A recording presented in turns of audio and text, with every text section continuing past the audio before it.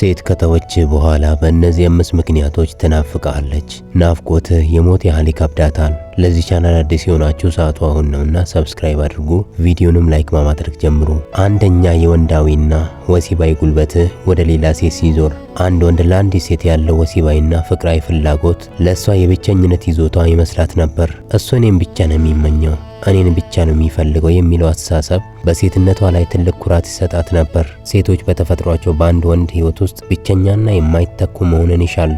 አንተን ጥላ በሄደችበት ወቅትም ቢሆን እኔን ናፍቆ ይኖራል፣ በትዝታ ይሰቃያል የሚል ድብቅ እምነት ሊኖራት ይችላል። ነገር ግን ያንተ ወንዳዊ ስሜት አቅፎ የመሳም የመፈለግና የማቀፍ ጉልበት ሌላ ሴት ላይ አርፎ ስታይ ትልቅ ድንጋጤ ይፈጥርባታል። እኔ በቀላሉ ተተካው የሚለው ጥያቄ በራሷ ሴትነት ላይ ጥርጣሬ እንዲገባት ያደርጋታል። ያኔ አንተ ዋጋ በድንገት ይጨምራል። የሰው ልጅ በተፈጥሮ የራሱ የነበረው ነገር ወደ ሌላ ሲሄድ ዋጋው ይበልጥ ጎልቶ ይታየዋል። ያንተ ወሲብ ስሜትና ፍላጎት ወደ ሌላ ሴት ሲዞር ይቺ ሴት ከኔ በምን በልጣ ነው ወደ እሷ ይዞረው የሚል የቅናትና የፉክክር ስሜት ውስጥ ትገባለች። በፊት አንተ ስትፈልጋት እሷ አልፈልግም ወይም ጊዜ የለኝም ትል የነበረውን ትዝታዎች ታስታውሳለች።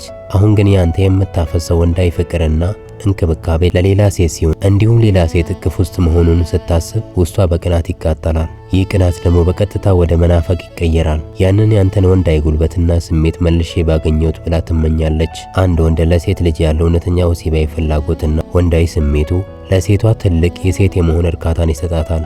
እናም ያንተን አካላዊ ስሜት ስታጣ ሕይወቷ በቁጭት ይሞላል። ሁለተኛ አንተን እንድትተው የገፋፏት ጓደኞቿና ቤተሰቦቿ ያንተን ቦታ መተካት ሲያቅታቸውና ከሷ ሲርቁ።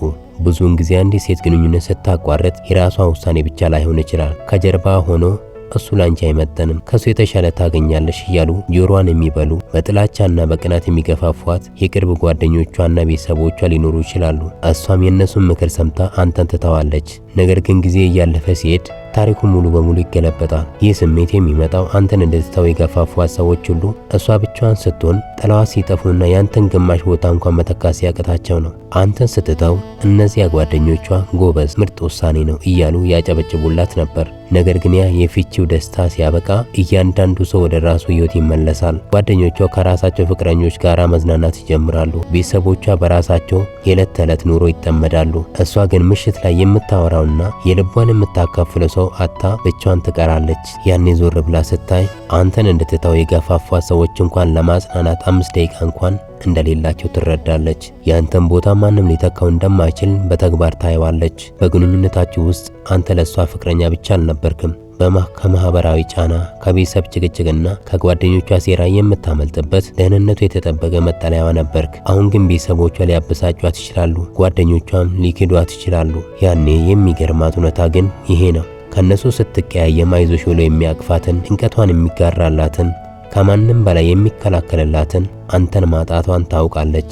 ያንተን ጥበቃ የሚተካ ማህበራዊ ኃይል ስታጣ ብቸኝነቱ በጥፍ ይከብዳታል። ሶስተኛ የውሸት በራስ መተማመኗ እየጠፋ ይመጣል። በፊት አንተ ትከተላት ነበር፣ ትለምናት ነበር፣ ትለማመጣት ነበር፣ የተለየ ትኩረት ትሰጣት ነበር። እናም ከተለያያችሁ በኋላ ልክ እነዚህ ነገሮችን ስታጣ ወዲያውኑ አንተን መናፈቅ ትጀምራለች። በራስ መተማመኗ አንተ ከምትሰጣት ነገር የመጣ እንደነበር ኋላ ላይ ይገባታል። በግንኙነቱ ወቅት የነበራት በራስ መተማመን የመነጨው ከራሷ ጥንካሬ ሳይሆን አንተ በየቀኑ ከምታፈስላት የትኩረት ማገዶ ነበር። ደህና አደርሽ የሚለው የጠዋት መልእክት፣ ስታኮርፍ ምን ሆንሽብኝ ብለህ መለማመጥ፣ ስትሳሳት እንኳን አንተ ጥፋቱን በራስ ላይ አድርገ ይቅርታ መጠየቅ፣ ይህ ሁሉ ለሷ እንደ ኦክሲጅን ነበር። ስትለይህ ግን ይህ ነፃ የትኩረት ምንጭ ድንገት ይቆማል።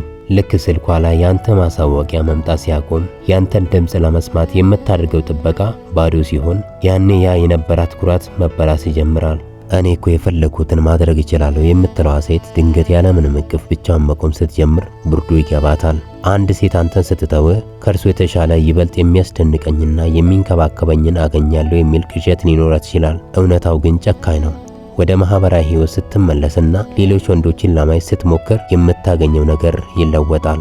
ሌሎች ወንዶች ልክ እንዳንተ በትዕግስት ላይ ለማመጧት ይችላሉ። ምናልባት የሚቀርቧት ለጊዜያዊ ጥቅምና ለስጋዊ ፍላጎቱ ብቻ ሊሆን ይችላል። ያንተን አይነት ንጹህ ከቅድመ ሁኔታ ነፃ የሆነና የኔ የሚል ፍቅር ዓለም ላይ በቀላሉ የሚታደል እንዳልሆነ ታያለች። ማንም እንዳንተ ቦታ እንዳልሰጣት ስትረዳ እኔ እኮ ያን ያህል ልዩ አልነበርኩም፣ ልዩ ያደረገኝ የሱ ፍቅር ነው የሚለው እውነት ጭንቅላቷን ይመታዋል።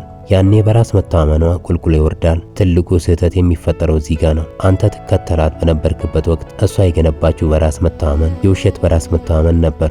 እውነተኛ በራስ መተማመን ከራስ ውስጣዊ ማንነት እሴትና ከማንነት የሚመነጭ ነው። የእሷ ግን ካንተ በሚመጣው አድናቆት ላይ የተንጠለጠለ ነበር። እሱ እኮ እኔን ለማግኘት ይለምነኝ ነበር ብላ የምትኩራራበትን ካርድ ስታጣ አሁን ማንም እንደማይለምና ስታይ ውስጧ በባዶነት ይጮሃል።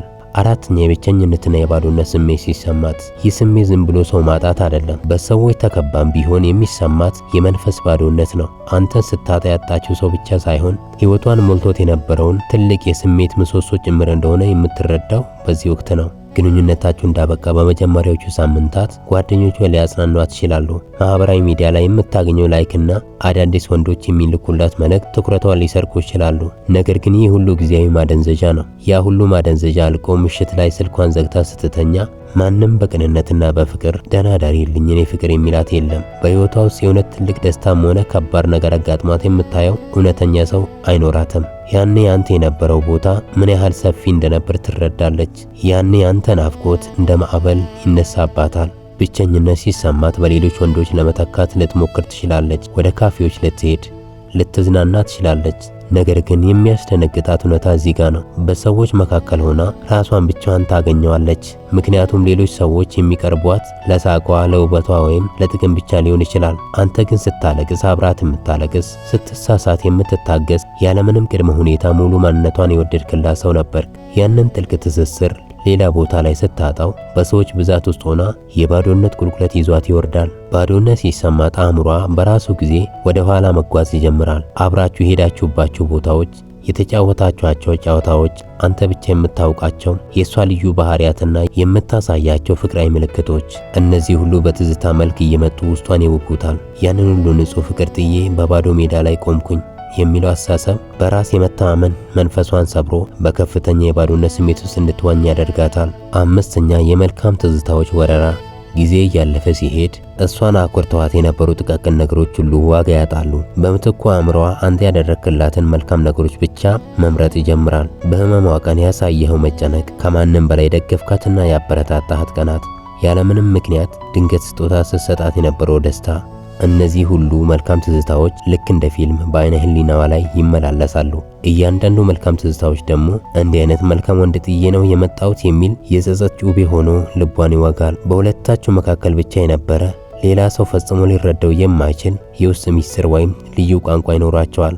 አንተ ብቻ ስትጠራት የምትደሰትበት የቁልምጫ ስም፣ አብራችሁ ስትስቁ የነበረው ያ እውነተኛና ልባዊ ሳቅ አሁን ካሉበት ሰዎች ጋር ለማድረግ ስትሞክር ነገሩ ሰው ሰራሽ ወይም ድርቅ ያለ ይሆንባታል። ያኔ እኮ እሱ እኔ ሳልናገር ይረዳኝ ነበር ብላ ያንን በመካከላችሁ የነበረው ልዩ ኬሚስትሪ በጥብቅ ትፈልጋለች፣ ትናፍቃለች።